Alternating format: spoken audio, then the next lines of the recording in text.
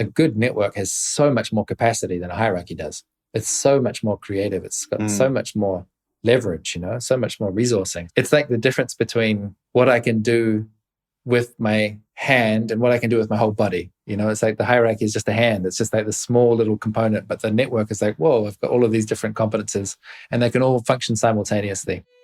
I'm Ran Dror, and this is Remake, a podcast about design, systems, and society. In each episode, I talk to someone who's trying to change our lives for the better in some meaningful way, whether through a new product, new venture, or a new way of looking at the world. And I try to understand how they came to it, what makes them tick, and what we can learn from them. Today, I'm speaking to Richard D. Bartlett, aka Rich Decibels. During the Occupy movement in 2011, Rich caught a glimpse of a different way of being together, a more compassionate, more intelligent, more creative, inclusive, and animating than he'd experienced as a student, worker, or citizen up to that point. Since then, he's been on a mission. In 2012, he co-founded Loomio, a digital tool for deliberation and decision-making in groups of 300 to 300 people. In 2016, he co-founded The Hum, a management consultancy for organizations without managers. The Hum has recently published an online training course that shares what they know about working in highly decentralized organizations. Rich is also a director and long-standing member of Enspiral, a network of people supporting each other to grow up and to get paid for doing meaningful work. Rich has a daily writing practice. He writes about how people work together at any scale, from relationships to organizations to social change, and he's prolific on Twitter and on Medium. His fascinating book, currently in beta, is called Pattern for Decentralized Organizing and can be downloaded from LeanPub.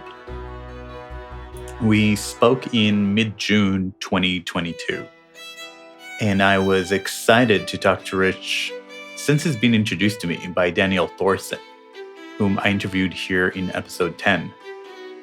I've been following his writing on Twitter and find the idea of decentralized work and collaboration fascinating, exciting, and challenging. It's perhaps the greatest question of our time. Now that we're all connected and have incredible tools of self-organization, how can we make better decisions together? How can we outcompete centralized organizations? And how can we benefit from the wonderful richness of so many brains without descending into chaos, nihilism, and mob rule? Rich is a great storyteller and someone who can easily and interestingly opine about many topics. We talked about how growing up in a strict fundamentalist Christian upbringing and decoupling from that shaped his outlook, his complex relationship with atheism and religion today, how he discovered love and solidarity in activism, technologies of organizing, forming decentralized decision-making processes, nihilism in the face of dysfunction as a form of cowardice.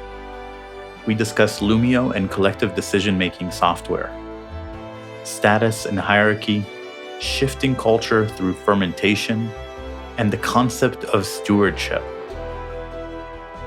You can't talk to Richard without feeling like there is a wonderful world of functional, decentralized decision-making processes just waiting to be explored. And that what to some seems like a utopian dream might actually be a more practical way of managing and working. I especially love the concept of stewardship and have attempted to introduce it into our team with some pushback. Granted, we are a very small team, so it might feel a bit superfluous at this point. This conversation is one of a dozen or so weekly conversations that we already have lined up for you with thinkers, designers, makers, authors, entrepreneurs, and activists who are working to change our world for the better. So follow this podcast on your favorite podcast app or head over to remakepod.org to subscribe. And now let's jump right in with Richard D. Bartlett.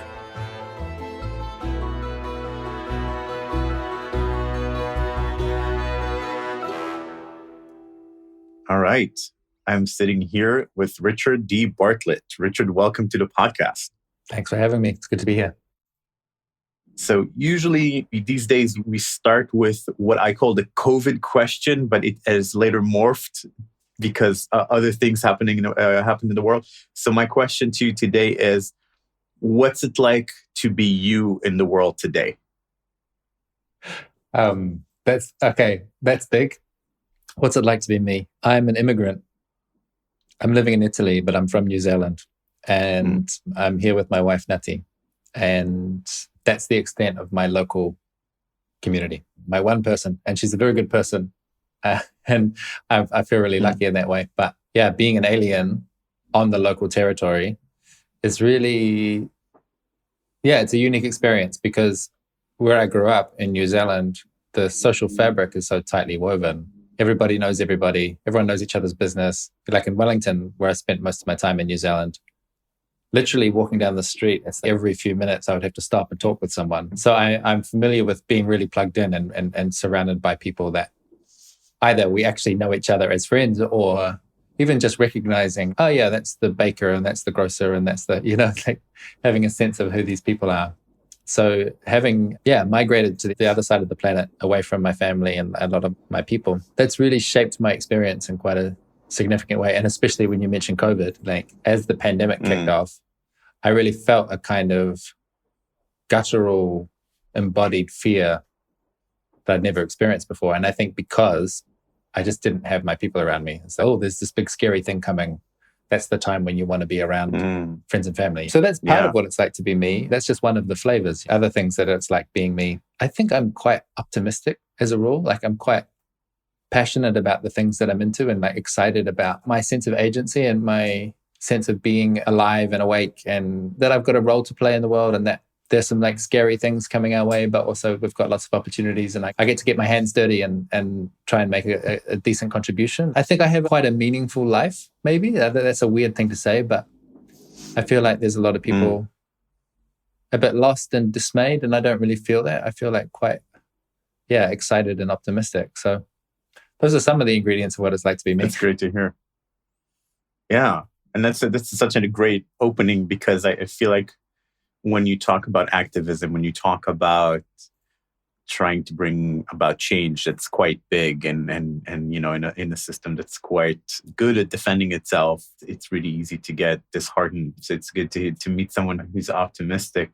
So that leads me to my next opening question, which is a way for us to connect with the person before we go on a journey with you and into what you do. And that's what's something you've learned in childhood or early in life that's still alive in you today, that still drives you or guides you today. And I know in your case, there's also a lot of things that are no longer there. But what's the persistent thing? Yeah.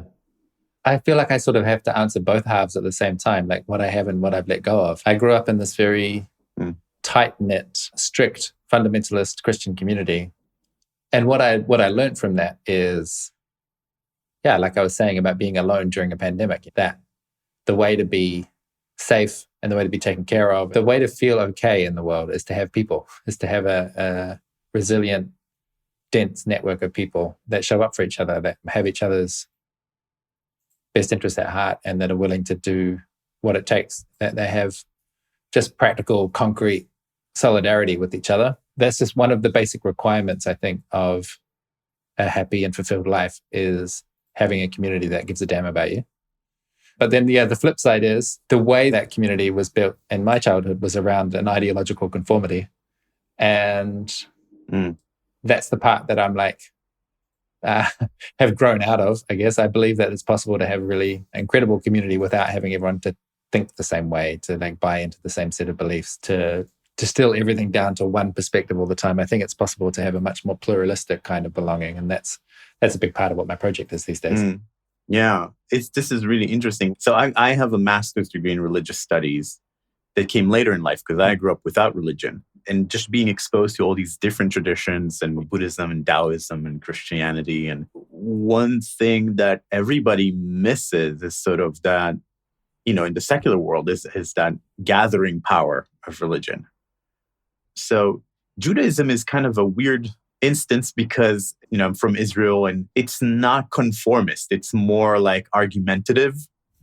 So it's conformist in a few broad outlines, but like you don't have to believe the same thing. In fact, it's almost like a mitzvah to argue. And so now I'm looking at Judaism and wishing, I wish I grew a little bit closer to it because I feel so detached from it. So yeah, I guess if I had to ask you, what was the process of emerging from that religious background and where do you land today?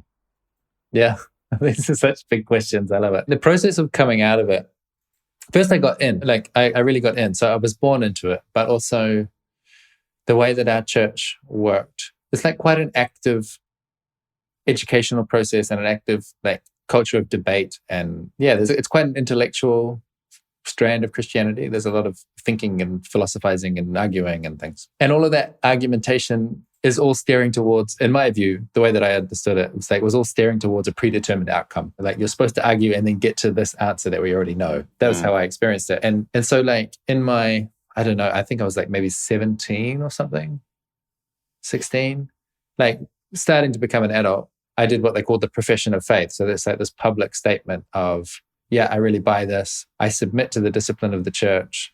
And then a few years later, I moved out of my family home and moved out of the suburbs into the city. So had just a little bit of freedom. And I got exposed to, people that think a little differently and going to university and meeting people that have no religion or have different religions. And one of the first things I think that started to crack for me was the sense of moral superiority.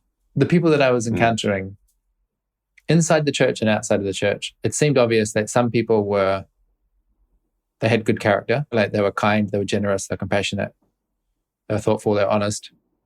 And then some people weren't. And it didn't seem to correlate very strongly with who went to church and who didn't. It seemed to be something more subtle than that. Like looking at my Hindu friend, for example, it's like, who am I to say that your belief system is like fundamentally wrong and broken and evil even, that I should be on a mission to try and convert you? That was where my brain was going. That was kind of illegal in a way. Those were illegal thoughts to have in a sense.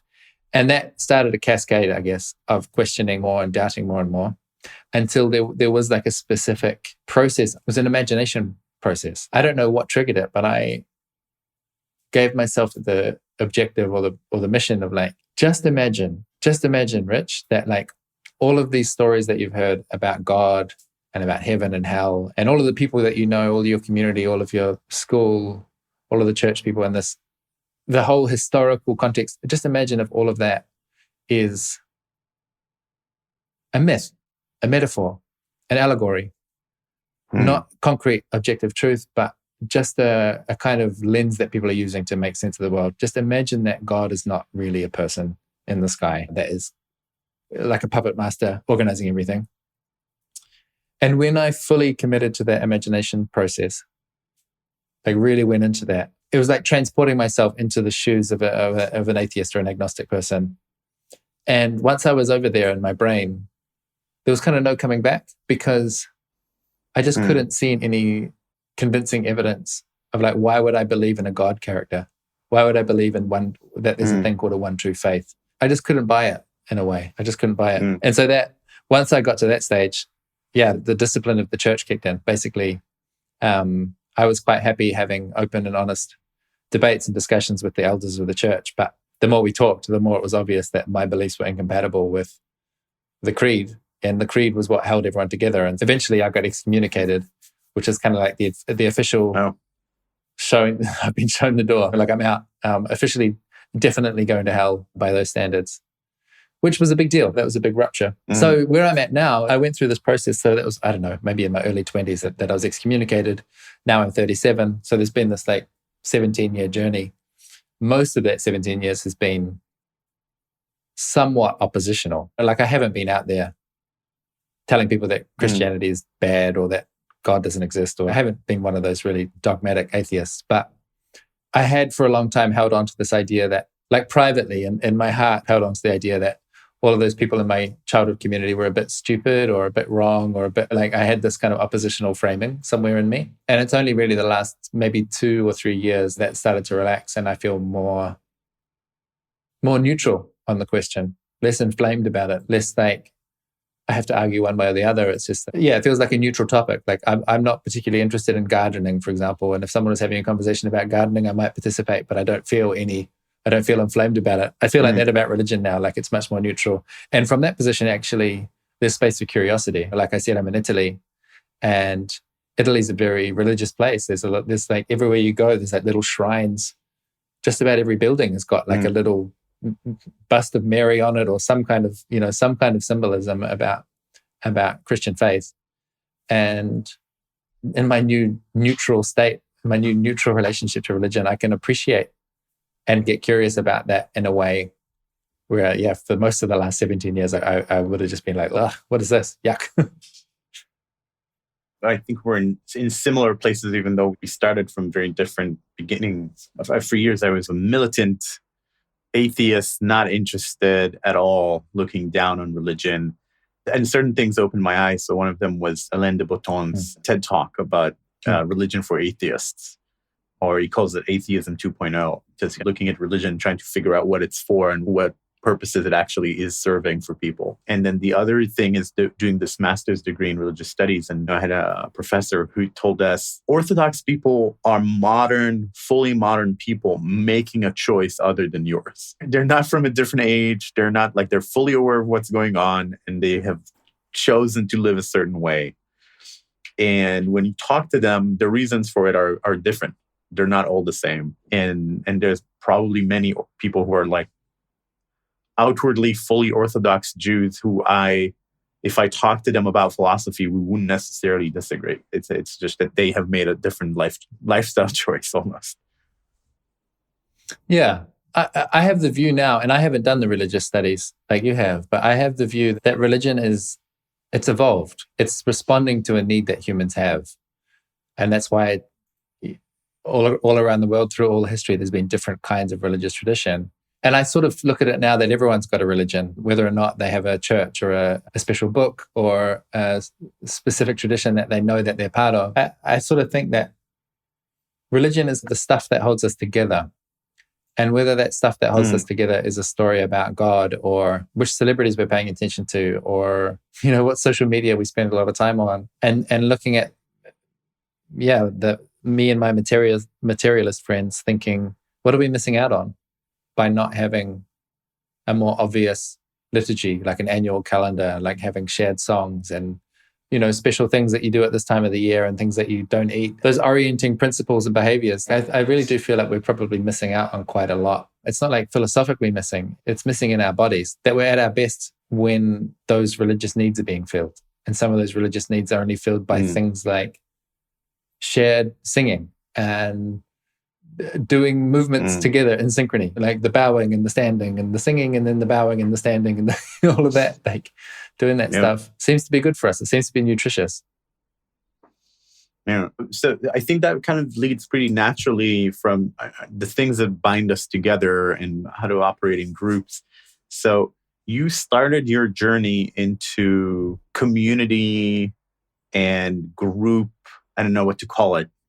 It's not organizing, but close to organizing in Occupy, right? So tell me how that started. I also don't know what to call it. So you're like me in that regard. It's hard to find the right words for this stuff. So I left the church and then I had a few years of basically being a bit nihilistic and lost and confused, like kind of happy to be out of there, but not happy about not knowing what the destination was. And then, the other context going on is starting to learn about the dire state of the natural world. I remember in 2006 when the UN published a report saying, hey, guess what? We're in the middle of the 6th mass extinction. That kind of landed for me in a way that it seemed like it didn't land for most people or institutions. I was getting more and more concerned about essentially existential threats, thinking that it doesn't seem like humans are doing a good job of taking care of the place that we live. And it also doesn't look like institutions are up to the task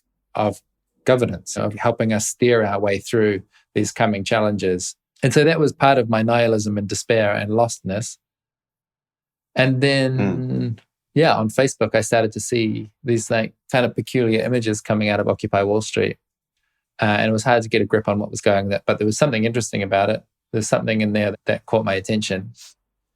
And basically a month after Occupy Wall Street started in New York, there was a global day of action, October 15th, 2011.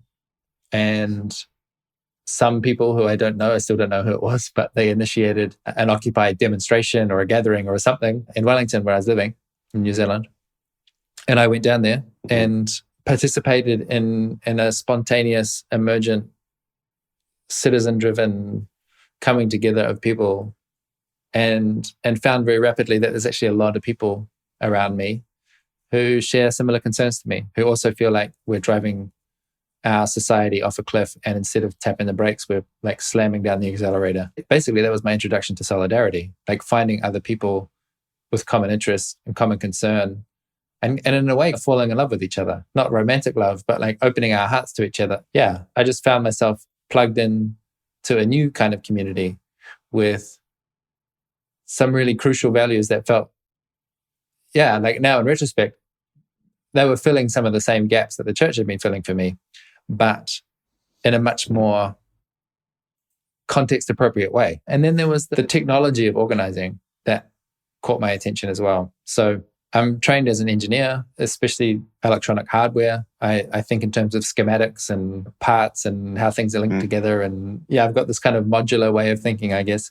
And so I had that engineering lens on, paying attention to the organizing technology of Occupy. I hadn't seen anything like that before. Like the way that people were organizing themselves was completely new to me. So I mentioned Facebook. That was a big part of it. Was like there's some memes, some phrases, some images, some videos that really set the scene, our social norms, our way of organizing, our way of commuting, what our priorities were, how we made decisions. All of that stuff emerged from memes, mostly through Facebook and Twitter. And there was clearly no central source of that. There was no one person that had a plan and said, we should do consensus. This should be about direct democracy. And these are some good methods for direct democracy. And these will be the big topics that we talk about. Like none of that was designed by an individual. It all kind of just emerged from the swarm. Like I said, I don't know who initiated Occupy in Wellington. I've got no clue. Like it wasn't really relevant who was taking on that kind of leadership role. It was really much more spontaneous and decentralized. So that side of it was really interesting. And then the consensus process was interesting too. So that in Wellington, we had a daily practice of a General Assembly meeting where anyone could show up and bring their debates and their challenges and their proposals and how are we going to feed ourselves today? And what are we going to do? We've run out of space to put down more tents in this park. Where are we going to go next? And what do we say when the TV cameras show up? What are we going to tell them? All of those kind of questions and challenges were debated at length by a massive big circle of people in the city square. And over time, we formed consensus positions on each of those issues one by one. And that was such a deep dive, like a boot camp in civics. Like that was completely mind-blowing and really excited me. Like I said, from an engineering perspective, like what is the technology that's going on that has turned this assemblage of random people into something that feels powerful and intelligent and creative and compassionate? Like what's going on there? Yeah. I mean, what's going on there and how can we make it stick, right? Because I think it was pretty ephemeral in many circumstances. Yeah. You said at some point that Occupy changed who you were, almost fundamental level, it sounded like. So, if you had to go into the transformation that you went through, what was it about? One of the transformations was to see that just through repeated exposure to deliberative practice, to see and to understand in my bones now that on any topic, I can only ever have a limited perspective. That topics are three-dimensional and I can only see through a tiny little narrow slot. And I'll see something. I'll have something to contribute. But if I really want to understand an issue, I'm going to have to sample from many different perspectives. And that, it's hard to explain to someone who doesn't think that way why that's so important. But it's a kind of epistemic humility. This like, I've got my perspective. I've got my view. And I'm quite happy to own that view and to be clear about my perspective and my opinions and my beliefs and so on. And I don't have to be apologetic about that. And I know that it's really limited, that it's only ever a minority position, and that if I want to understand an issue, I have to draw from many different sources. I see a lot of people, I think, get caught into, again, it's the moral superiority. It's this thing, this belief that basically I'm pretty smart and I've got it figured out and I'm trying my best and my position is probably the best one to have, like on a political issue, for example, if there's a polarized political issue. A lot of people, I think, basically think they're right. And that the reason that other people disagree is because they're ignorant or selfish. They're just wrong. They're basically just wrong. And this repeated exposure to deliberative practice just disabused me of that. I just don't buy that myth anymore. I just don't think that people are, that they don't think differently because they're wrong. They just think differently because they've got different life experience, different values, and they can see things that I can't see. Yeah. That's a wonderful insight. I'm fascinated with that thing, that sort of wisdom. And I found it under different rubrics and different names. So in Buddhism, you can call it shunyata or emptiness. So this idea that essentially that the reality is interdependent and way more complex and way more dynamic than you can grasp, definitely with your own one single point of view. I've seen it in academia and in business as systems thinking, which is seeing everything in terms of complex dynamical systems, again, which your narrow position doesn't begin to capture. And in the world of design thinking is about how to synthesize multiple points of view. And so I love that that's your answer. Do you think everybody who goes through that sort of exposure will have that sort of insight? Or are there ways to make it more likely?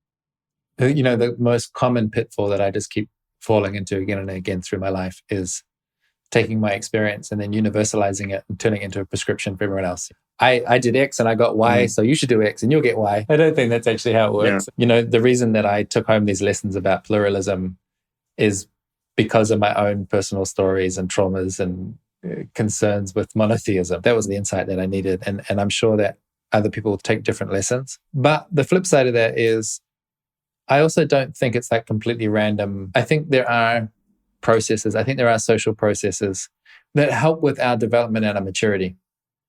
And so like the specifics of the insight that I described, no, I don't think there's a process that you can reliably take people through that you expect that they're going to have this insight about how their limited perspective needs to be enhanced by everyone else's perspective. But at a more abstract level, that we all have the potential for growth and development and increased maturity throughout our lives, and that we can design social processes that kind of bias towards growth. I definitely believe that. For me, that's kind of what the whole project of democracy is about. And if you don't believe in democracy, then it's like, what's left? Like I sort of feel like I have to believe in something. I have to believe that we as humans can design our interactions so that we tend to grow towards the common benefit. If you don't believe in that, what are you left with? Like a sort of fascist might makes right. Yeah, or nihilism, which a lot of my more liberal friends are drifting towards. Essentially, the earth is doomed, climate is doomed, politics is doomed. I'm not going to get involved anymore. I'm just going to do drugs and go to Burning Man. Nothing against Burning Man or drugs necessarily, but within this framework of that's all there is, right? I honestly like, and I say this with like compassion, but I really do feel that nihilism is just like an extreme kind of cowardice. And that's not to say you need to straighten yourself out and like suck it up or something. That's not really how I see it. It's like that nihilism, I think, comes from getting stuck halfway through the process. And the process is to acknowledge fear and uncertainty and grief and suffering and injustice and all of the things that pull people down. Like we've got to be real about that and not get stuck there. And the way to not get stuck there is with courage. Courage is the antidote to cowardice. For me, courage means this commitment to persisting without assurance of a positive outcome. We don't have good character because we think we're going to get the payoff. I'm not a generous person because I think it's in my best self-interest in the long run. I'm a generous person because I think if there were more generous people, then life would be better for everyone and that would be in a better state. And the courage that I'm describing, it doesn't come from me. It doesn't come from some incredible willpower or something that was downloaded into me. It comes from us. It comes from we. It comes from encouragement. The encouragement comes from someone else. And because I know that they're committed to me and I'm committed to them. I think it's impossible to be hopeful on your own, but with sufficient peers and sufficient community, then hope is kind of the only option. Yeah. I feel like I want to absorb that from you because you said it's impossible to be hopeful on your own. I feel like the length that I had to go through to be optimistic on my own, maybe because I never participated in one of these communities, were pretty extreme.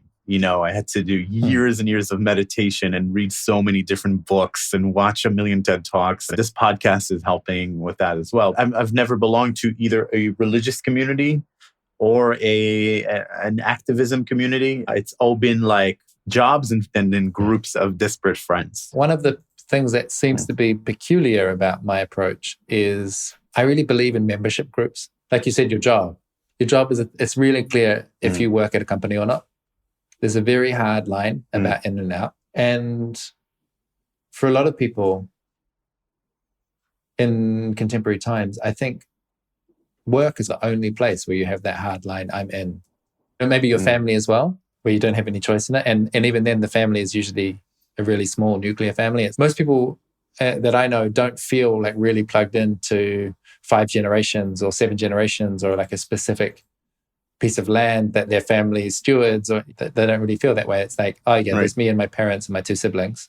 And then, there's the workplace.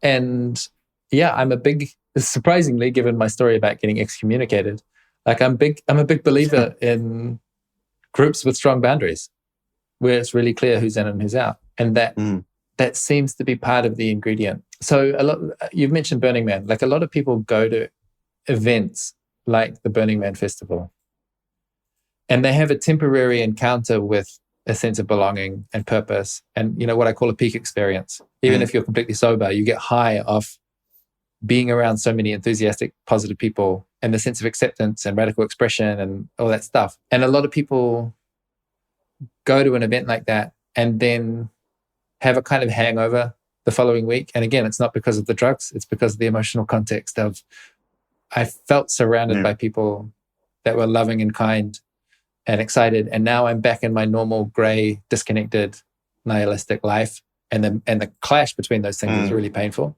In Israel, the Burning Man, the local Burning Man is called Midburn. And they have several events throughout the year, but the tribes persist throughout the year because Israel is a tiny country, so you can stay in touch. And so my friends who are doing it are part of a tribe. They hang out, they go to parties. And so that's a way to keep the Burning Man spirit alive throughout the year. And it's interesting. I think it is working better here. But there are...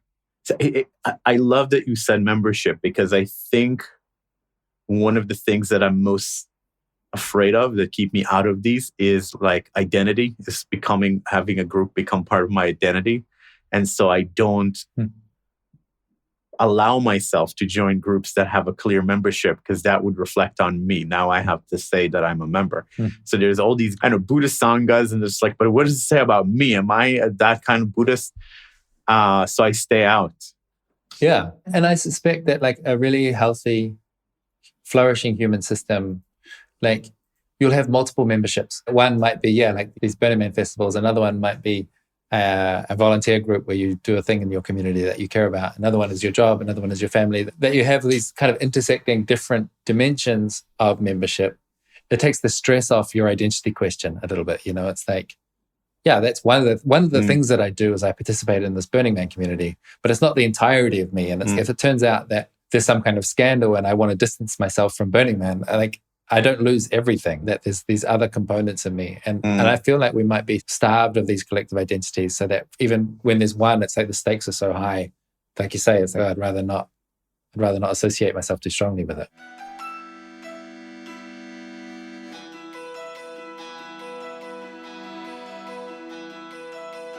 You're listening to Remake, a podcast about design, systems, and society. If you're listening on a podcast app, you already know how to follow podcasts. So please follow this one.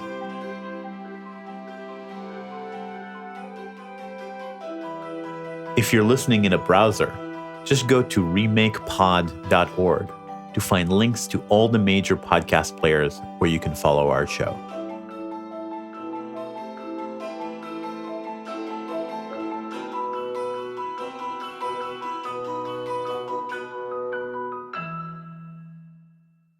You're part of many communities, and many of them seem to kind of converge around this topic of the leaderless organization. And so you started Loomio and the Hum, and you're part of Enspiral. So walk me through that journey of all of these intersecting identities / communities, however you want to call them. Yeah, that's funny, right? Every step on the journey, I can talk for 3 hours. So like trying to distill it down into meaningful pieces is a challenge. So we're at Occupy. I'm having this very exciting, transformative experience. I attributed a lot of it to this thing at Occupy. We did use the word leaderless. Like that was something I really anchored on. That seemed really important. It was almost like the one thing that we could agree on at Occupy, that everyone could agree on, was that we're going to have no leaders, that no one's going to be in charge, that there's not going to be a central point of authority. There's not going to be a central source of truth. And that was one of the reasons that I got hopeful, was when you activate a network as opposed to a hierarchy, a good network has so much more capacity than a hierarchy does.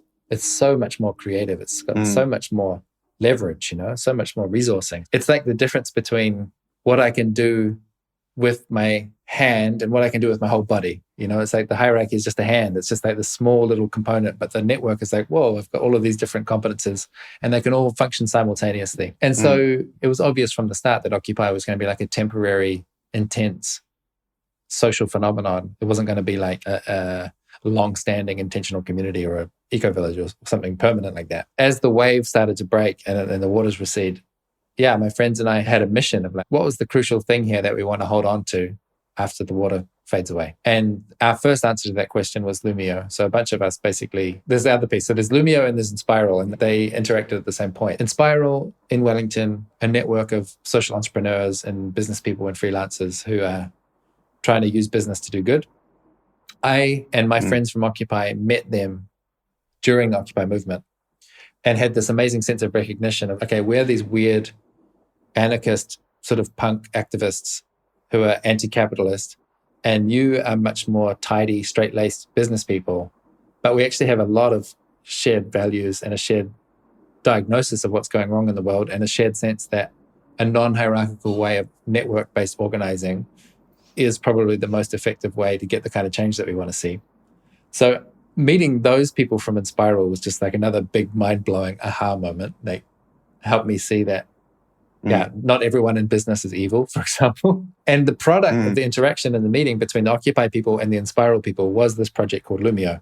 Loomio is a software project. It's a company building software for collaboration. That's a kind of familiar object. It's a software startup. People know what those are. So we did one of those. And the mission with Loomio is involving people in decisions that affect them. It's really simple. Like when there's a decision that affects you, you should be able to participate in some way and have a say in how it goes.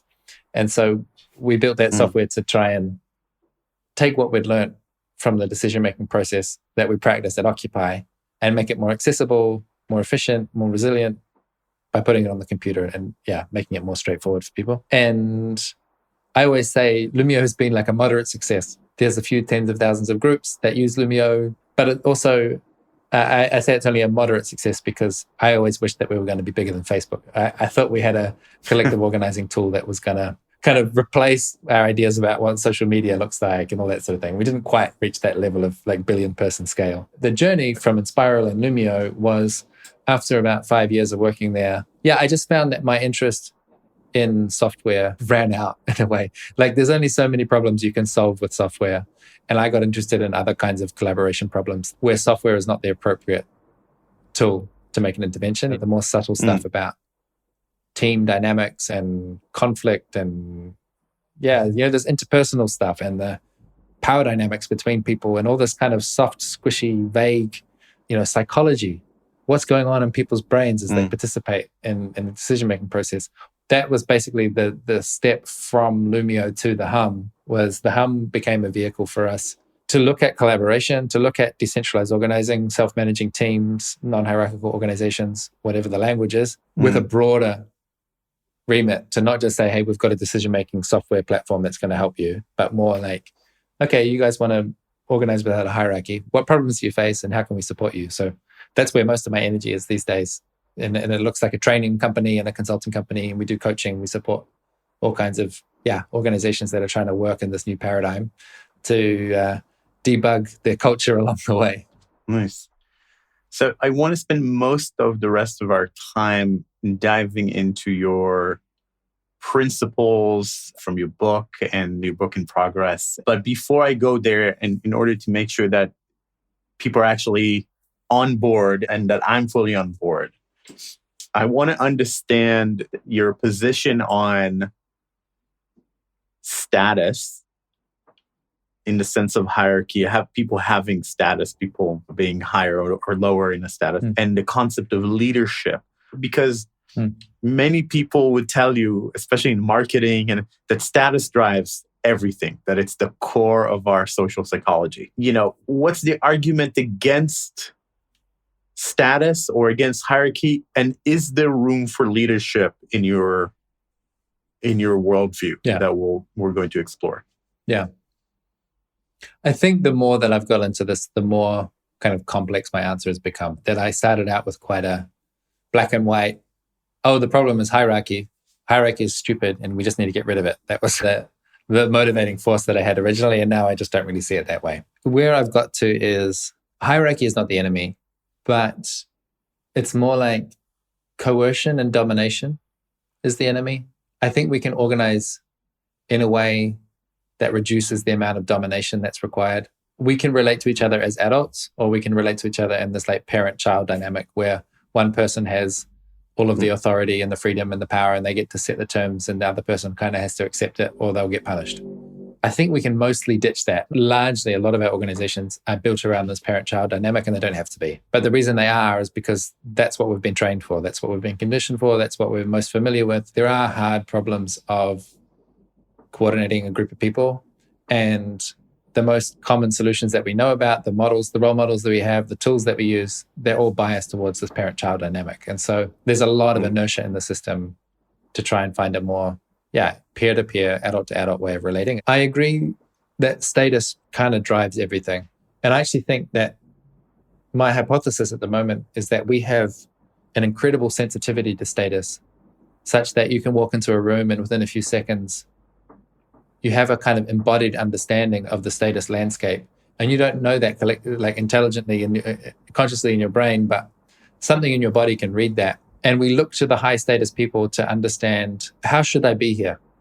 What's normal here? And you can remove the formal hierarchy, like most of the groups that I work with. You couldn't really draw their organizational chart with the hierarchy. But I've never worked in a group where it felt like everyone had the same amount of status. Like I don't really think groups look that way. I think groups tend to have these concentrations of status. And so the challenge is not like, how do we obliterate the difference or how do we make everyone the same? It's just, how do we work with that terrain of status in a conscious way? Can we be explicit about the way that some people have more influence than others? And it's going to have some pitfalls and some advantages. It's great to have someone to look up to on a specific issue where you can turn to them and say, yeah, Jim, I really care about your opinion on this thing. I'm feeling lost and confused. What would you do? But I think the view that I have is more like that status should be moving. It should be dynamic. I believe each of us have got our own zone of genius.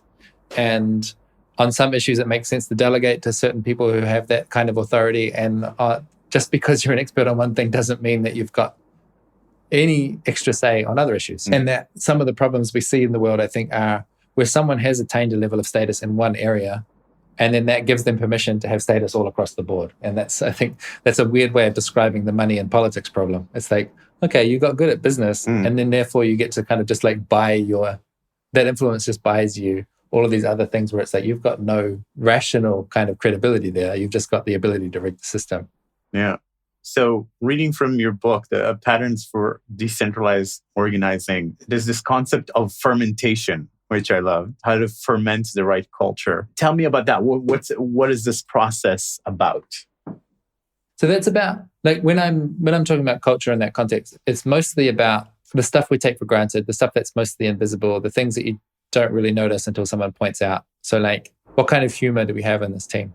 Like, a lot of my time growing up, I was always surrounded by people who the main kind of humor was kind of like a bit of sarcasm, this kind of wittiness that has a slightly negative bias to it, that it's kind of funny to undermine each other or to disagree. And there's like a comedic way of mocking each other or pulling each other down. And then I spent time in other groups where that was, we don't do that, where like our kind of humor is much more uplifting or like more wholesome or more positive in some way, maybe more lame. I don't know. But that's the kind of stuff I'm talking about, is these very subtle dynamics that you take for granted until you see that there's another way of doing it. We've been trained, we've been raised, we have this kind of psychological conditioning that we picked up in our families of origin, in our schooling, in our early experiences of the workplace and so on, that set a whole bunch of expectations about how do I be here? And attitudes towards taking responsibility or accountability. We've been trained that there's, in any initiative, there's just a couple of people who they call most of the shots and they have most responsibility. If things don't go well, it's basically on them. Like, when I was a kid, if our family economy wasn't working well, it was my parents that were stressed about it. It wasn't me. It's not my business.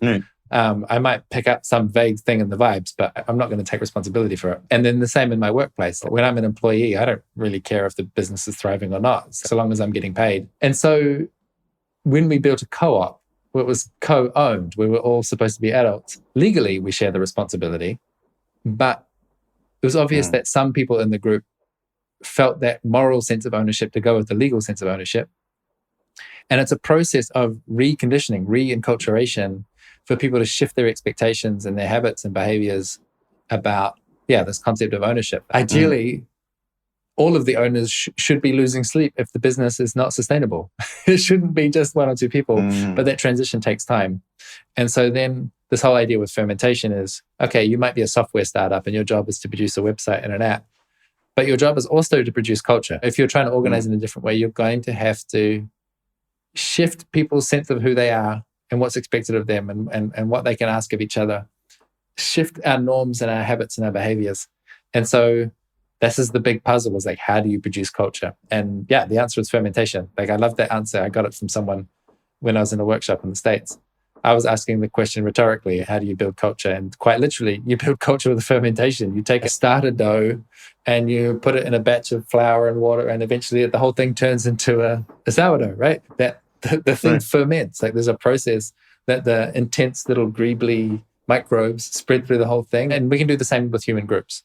The process of like bringing people together in intentionally designed gatherings where you have a kind of intensity of certain behaviors or attributes or norms or values, they can spread through the whole group. Like, I'm a complete fanatic for designing really high quality gatherings and retreats if you want a team to form a distinctive collective identity and distinctive culture. It just seems to be an essential piece of the puzzle.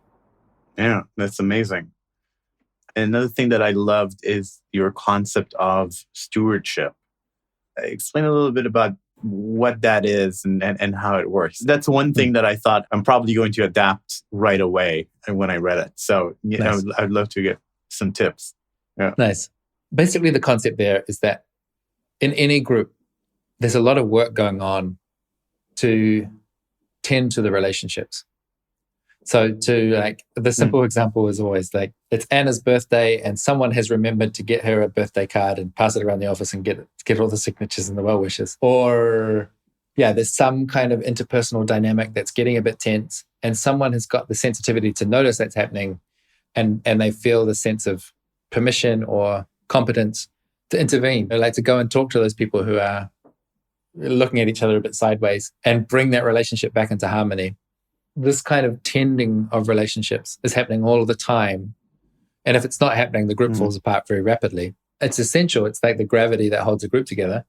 But it's usually invisible. It's usually not accounted. It's usually not anyone's responsibility. And so we rely on informal systems to deal with it. And so if we're going to be in a decentralized organization where people are sharing responsibility, we also have to be sharing that work of caring for each other, of caring for the relationships. Like, maybe not everyone is equally going to be competent to take care of the relationship. Some people are naturally more people than others. So some people have more emotional intelligence or just are better communicators, or they're more diplomatic. Like, sure, I understand that.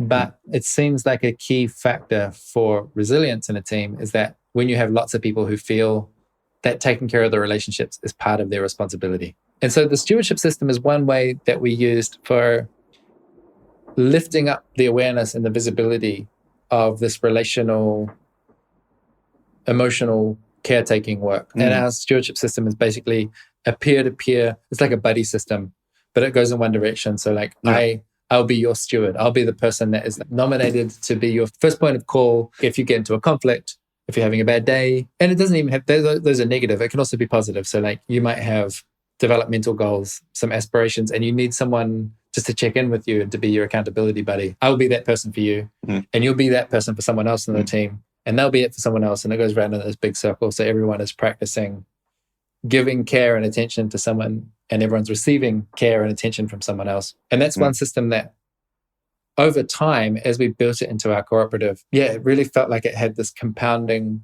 positive impact. And every 6 months or every year, we rearrange these relationships. And so you get different points of contact across the organization, and people get, an opportunity to practice like, oh, I've got much better listening skills now, or I know how to just empathize and be with you in your struggle and your problem rather than immediately jumping to try and fix it. Yeah, interesting. I have a final question for you. In his TED Talk, philosopher Alain de Botton talks about the difference between a lecture and a sermon. A lecture being modern day informational, secular thing. I give you a little bit of information, you make up your own mind. And a sermon, which he longs for, he wants to see more sermons as an atheist, is an urgent plea to change someone's life for the better. It's taking the other person seriously and the ideas seriously. So if you had a chance to give a short sermon to the world, what would it be about? It's interesting. I have a kind of meta answer, because for me, a sermon, it's about where the information is coming from. Someone who's giving a sermon, I think, is being grasped like by the Holy Spirit or by the cosmos or by whatever kind of divine creature you want to name. And they're just being a vessel. They're just being a channel for something. They're not presenting their truth and their reality, but they're just being the instrument in the orchestra, and they're playing that solo that's come from outside of themselves. So I think that's the sermon for me, is like, what's your instrument? What are you a channel of? Like, what is your unique flavor or tone or aspect, and how will you find that? Well, you find it through friendship. You find it through relationship. You find it through other people helping you see what your unique contribution is. It's not something that lives so much inside of you. It actually lives between us. It's something that arises in the space between us. So, I would be sermonizing about fierce friendship and how we can support each other to be courageous and to be optimistic and to be engaged in the world and to put our hands on the steering wheel and to bring each other soup when we're not well and to bring each other cakes when it's time to celebrate. Thank you very much, Rich. I appreciate your time today. It's been such a pleasure. Thanks for having me, and thanks for inviting me to give a sermon. That's really fun. Remake is produced by myself and Regina Rothstein. Research and editing by Louis Brady. And audio engineering by Greg Cocoveos. If you enjoyed the podcast, please consider writing a 5-star review in Apple's podcast or wherever you're listening. It helps many more people discover the podcast and also just makes us feel good. Current support for the podcast comes from my own design company, Remake Labs. We're a global strategic design sprint agency aimed at improving outcomes through repeated and rapid design interventions. Now, until next time, be well, everyone, and see you next week on Remake.